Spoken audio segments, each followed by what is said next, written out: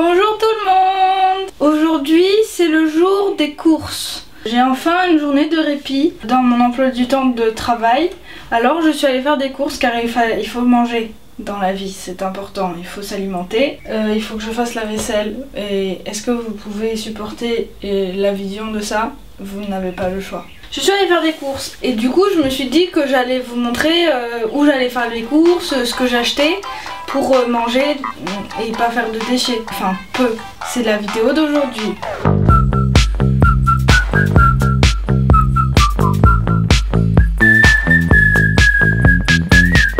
Alors commençons, j'ai mon panier de courses. En fait cette vidéo c'est un haul. Ce panier est là. La première destination à laquelle je suis allée c'est Naturalia car il y a du vrac et que c'est à côté de chez moi. Des fois pour acheter du vrac je vais dans des magasins de vrac mais c'est loin et là j'avais vraiment besoin d'éléments simples. Qu'est-ce que j'ai acheté au Naturalia? Ceci.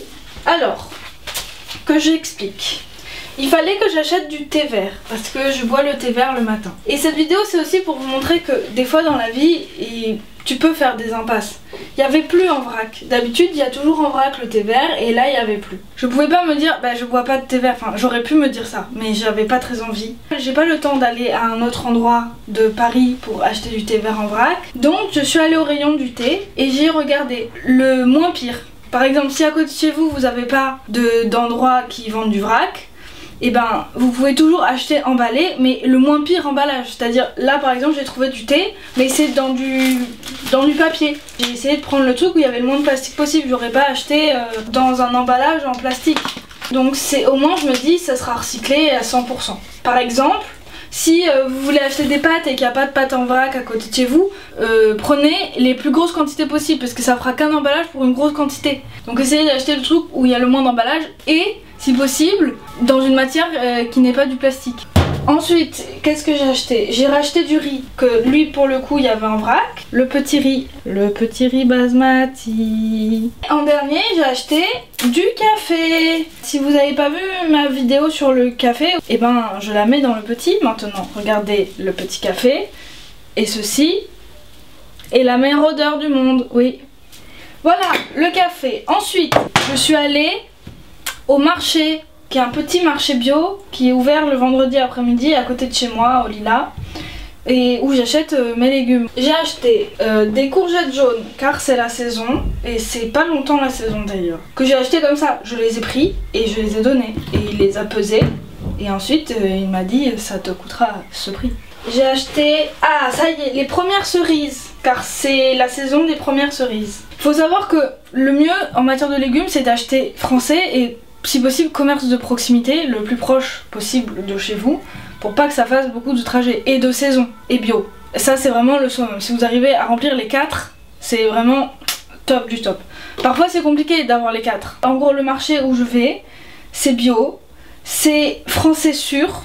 Enfin en tout cas il y a quelques produits qui sont pas français, 1%, 2% des produits qui sont pas français, tout le reste c'est français. Il y a 30% qui sont directement producteurs.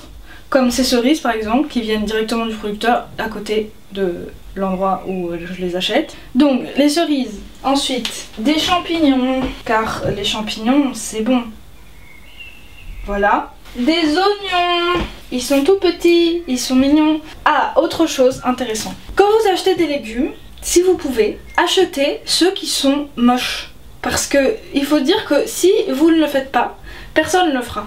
Donc essayez d'acheter au maximum les légumes qui sont abîmés et que vous savez que c'est pas grave. Que tu vois là il est abîmé cette courgette, c'est pas grave, je vais la couper. Je vais couper cet endroit et vraiment ça n'aura aucun impact sur mon alimentation. On n'a pas tous ce réflexe, on a envie d'acheter le beau légume, le légume qui est parfait. Mais parfois il vaut mieux acheter un légume moche car c'est une vraie... Les voisins font du bruit beaucoup. Acheter les légumes moches, voilà. Donc j'ai acheté des oignons qui sont tordus. En plus c'est rigolo, il est une forme étrange d'oignon. Qu'est-ce que j'ai acheté d'autre? Un brocoli. C'est la fin là, hein. C'est plus trop la saison des brocolis. Hein.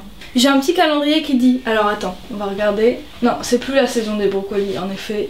Bon, des fois on rate des choses, hein. Voilà, ce que vous voulez que je vous dise. C'est comme ça, bon, j'ai raté. Ensuite, j'ai acheté un concombre Alors pareil, les concombres, je crois que c'est pas la saison, hein. C'est bientôt la saison. C'est en juin, c'est la saison des concombres. Et il y avait un petit panneau avec écrit saison des concombres, français, commerce de proximité. Alors, je l'ai dit, bon, achetons le concombre, voilà. Donc, j'ai acheté un concombre. Ensuite, les fèves. Oui, les fèves, ça y est, c'est la saison. Les fèves, on est en pleine saison des fèves. Moi, je prends une fève, je ferme les yeux et je suis sur la terrasse de ma grand-mère en plein soleil avec des gens gentils et je suis content. Et c'est le début du printemps. C'est la fin de l'année scolaire. On est heureux. Voilà, c'est ça pour moi les fèves. Donc j'ai acheté beaucoup de fèves. Beaucoup de fèves. Manger des fèves. Il y a beaucoup de fer dedans. C'est bon, les femmes qui ont leurs règles. Il faut manger des fèves. Ensuite, après les fèves, les carottes. Alors, les carottes, c'est plus trop la saison non plus. Mais alors, les carottes, c'est compliqué parce que je comprends pas. C'est avril, la saison des carottes. Mais il y en a encore, alors c'est comme si c'était un peu des... C'est des vieilles carottes. Voilà, c'est des vieilles carottes. Mais voilà, j'ai acheté des carottes. Et on a bientôt fini. J'ai acheté des pommes de terre, car c'est un féculent simple et qu'on est content de manger. Et voilà, au niveau légumes, on est au bout. Et ensuite, j'ai acheté, car je mange des pâtes. J'achète des pâtes en vrac et j'aime le fromage sur les pâtes. Il faut savoir que j'ai une petite phobie du fromage globalement, surtout du fromage qui pue. Mais j'aime le gruyère sur les pâtes. Sauf que le gruyère, avant j'achetais le gruyère dans le plastique et du coup ça m'angoissait pas. J'étais là genre oui, c'est du plastique, dedans il y a du fromage, je le touche pas trop avec mes mains et tout va bien. Quand je suis passée au zéro déchet, j'ai plus pu trop faire ça. Il y a un petit fromager à côté de l'endroit des gens qui vendent tous les légumes.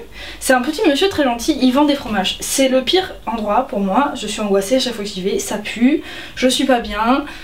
La moitié des fromages sont horribles et mousseux autour de moi et voilà. Mais je brave un peu ma peur pour acheter du gruyère et que je lui demande de couper et de mettre dans le petit emballage en cire d'abeille. Le gruyère, je le ramène à ma maison et je peux le râper grâce à une râpe et en mettre sur des pâtes. Voilà le fromage.